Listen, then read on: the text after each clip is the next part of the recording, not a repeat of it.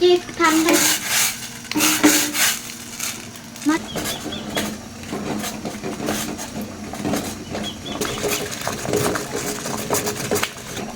อยู่ในนี้เลยอยู่ในข้าวเรียบร้อย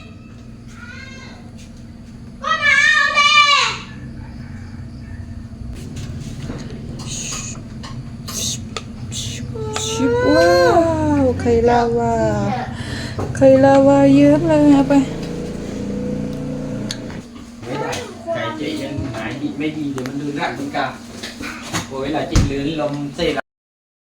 ใครเข้าไปเลยพวกคนที่ไม่เข้าวันเขารู้กันอยู่แล้วเจ๊ไม่รู้จะก็เลย ไข่แตกเก๊ก เจ๊ไม่รู้จะก็อยากลงทีนี่เข้าไปข้างในมาก็เจ๊นั่งตรงกลางนะ